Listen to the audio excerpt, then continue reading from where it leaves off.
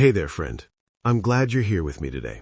Let's sit down together for a little while, just you and me, and I'll share a story that's been on my mind lately. It's one of those tales that feels like it's been lived, not just told, and it carries a quiet kind of wisdom that sneaks up on you when you least expect it. So imagine us by a warm fire, or maybe just curled up on a couch with a cup of tea, and let me take you back to a time long ago, to a young monk who was struggling with something we all wrestle with at some point, those dark, heavy thoughts that seem to cling to us no matter how hard we try to shake them off.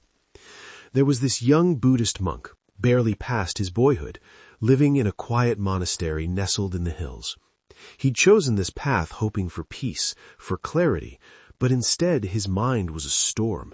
Angry thoughts would flare up out of nowhere, jealousy over a fellow monk's progress, irritation at the smallest things, like the way someone chewed their food or the creak of a door. He'd catch himself spinning cruel fantasies in his head, saying sharp words he didn't mean, and then hating himself for it afterward. It was like a weight on his chest, that feeling when your own mind turns against you. I think we've all been there, haven't we? Those nights when you lie awake, replaying something you said or did, wondering why you can't just let it go.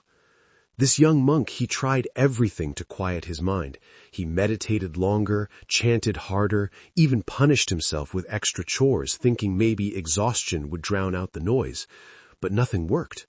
The thoughts kept coming, like uninvited guests who wouldn't leave.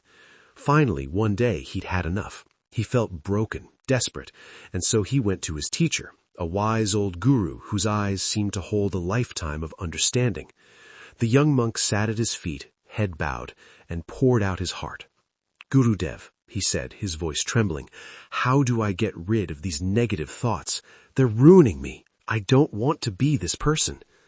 The old guru looked at him for a long moment, his face calm, almost like he'd been expecting this question.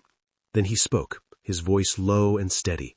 "My child, negative thoughts are like clouds hiding a clear blue sky. If you want to see the sky again, you must learn to move the clouds. But to do that, you have to find where they come from. You have to uncover their root." The young monk frowned, not quite grasping what the guru meant. Roots? Clouds? He needed something clearer, something he could hold on to. So he asked, a little sheepishly, if the guru could explain more. And that's when the old man smiled, just a small, knowing smile, and began to tell a story. "Once," the guru said, "there was a man walking through a dense forest at dusk.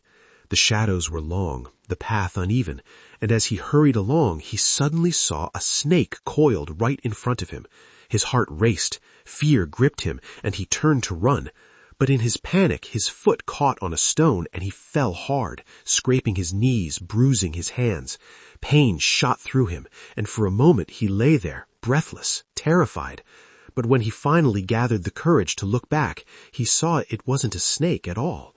It was just a piece of wood, twisted and gnarled, lying still on the path. The danger was never real. The harm came not from a snake, but from his own fear, his own mind." The guru paused, letting the story settle over the young monk like a gentle breeze. Then he leaned forward, his eyes piercing. "My child, your negative thoughts are like that imagined snake. They seem real, they frighten you, they hurt you, but they are not the root of your suffering.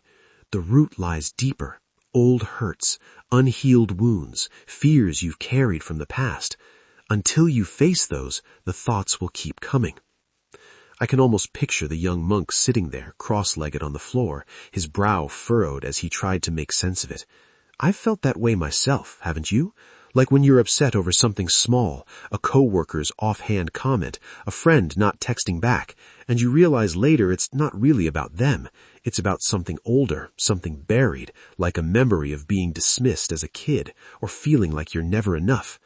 It's funny how the past sneaks into the present like that, isn't it? The guru didn't give the young monk a list of rules or a quick fix. He just sat with him, letting the story do its work. And I think that's where the real teaching happened, not in words, but in the quiet space between them. The young monk started to see that his anger, his jealousy, they weren't just random. They were tied to things he hadn't faced, maybe a childhood he felt overlooked at, or a moment of failure he couldn't forgive himself for. He began to look inward, not with judgment, but with curiosity. Where did this thought come from? Why does this hurt so much? And slowly, over time, by tracing those threads, he started to loosen their hold on him. I think about that monk a lot, especially on days when my own mind feels like a tangled mess. Just the other day, I snapped at someone I love over something so small, spilled coffee of all things, and I caught myself wondering, why am I so on edge? Then I sat down, took a breath, and realized I'd been carrying stress from work, from old insecurities about not doing enough.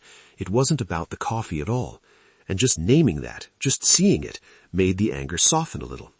So, friend, I guess what I'm sharing with you today is this gentle nudge to look a little deeper when those dark thoughts creep in. They're not the enemy. They're just messengers, pointing to something that needs your attention. Maybe it's an old memory you've pushed down, or a fear you haven't named. Maybe it's just a part of you that needs to be held, not fought.